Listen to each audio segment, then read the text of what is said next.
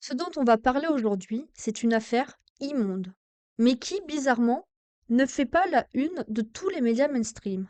Un réseau pédocriminel démantelé en France avec au centre Pierre-Alain Cotineau, ancien candidat LFI, assistant familial et surtout, selon les enquêteurs eux-mêmes, l'un des piliers d'un réseau tentaculaire de V d'enfants. Et on ne parle pas juste d'une affaire sordide. Non, là on atteint des sommets dans l'ignoble, des images insoutenables, même pour des enquêteurs qui pourtant en ont vu des horreurs. Ce type V torturer une fillette de 4 ans en situation de handicap, filmer ses atrocités et les diffuser sur le darknet. Et aujourd'hui, ce type aurait pu être député. Oui, oui, député LFI. Un de plus, un de moins, après tout, quasiment tous les députés LFI ont des casseroles judiciaires. Mais le pire, c'est qu'à chaque fois qu'une personne dans un milieu politique ou associatif est découverte, on retrouve le même schéma. Et très souvent, cette personne est de gauche. J'entends déjà les bien-pensants hurler: «Mais comment ose-t-elle dire ça?» Ben j'ose parce que les faits sont là. En 1977, des personnalités, des intellectuels et des politiciens de gauche étaient signataires d'une pétition pro-pédo. Qui ont retrouvé parmi les signataires des figures de la gauche française. Il y avait Bernard Kouchner, Jack Lang et tant d'autres. Et maintenant, 2025, surprise, un militant LFI, un assistant familial arrêté pour du trafic d'enfants. Ben tiens. Et là, posons-nous une question simple.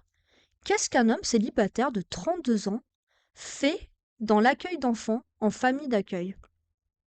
Ça ne choque personne? Une femme, à la rigueur, on comprend, il y a un instinct maternel, une fibre protectrice. Mais un homme célibataire, sans enfant, qui veut absolument héberger des petits, c'est pas un peu suspect? Quand tu adoptes un chien au refuge, il y a des contrôles, des enquêtes de suivi. Mais quand la France place un enfant dans un foyer, il n'y a aucun contrôle sérieux? Pourquoi ce mec a-t-il pu avoir accès à des enfants sans surveillance? Soit les services sociaux sont défaillants, soit on laisse faire, ce qui est encore pire. Et d'ailleurs, puisqu'on parle de l'État français, petit rappel, dans quel pays on a un président qui a rencontré sa femme alors qu'il était mineur et elle adulte? Tic, tac, tic, tac. Oui, la France! Emmanuel Macron, 14-15 ans, une relation avec une femme de 39-40 ans. Aux États-Unis, ça s'appelle un crime pédophile. Et elle serait en prison pour ça. En France, on appelle ça une belle histoire d'amour. La même France qui a voulu abaisser l'âge de consentement. Vous voyez le lien ou pas? Et alors, où sont les grands moralisateurs de la France insoumise? D'habitude, ils tweetent au moindre faux pas de leurs opposants. Quand François Bayrou est mis en cause, ça hurle sur toutes les plateformes. Mais là, rien. Silence radio. Peut-être qu'ils n'ont pas vu l'info.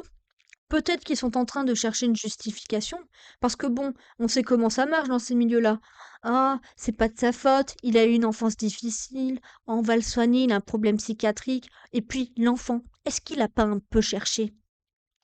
Et là, bim! Pierre-Alain Cotineau a été arrêté, mais quel sera son sort? Va-t-il tomber sur un juge rouge, un camarade LFiste, qui va lui dire: «Oh, t'inquiète pas, c'est pas ta faute»? On n'espère pas. Parce que franchement, ce mec mérite une seule chose: être suspendu par les bijoux de famille en place publique.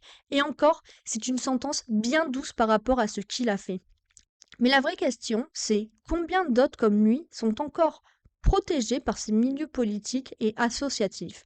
En attendant, on attend toujours un tweet de Jean-Luc Mélenchon. Peut-être qu'il n'a pas eu le temps de réagir, peut-être qu'il est trop occupé à défendre ses camarades.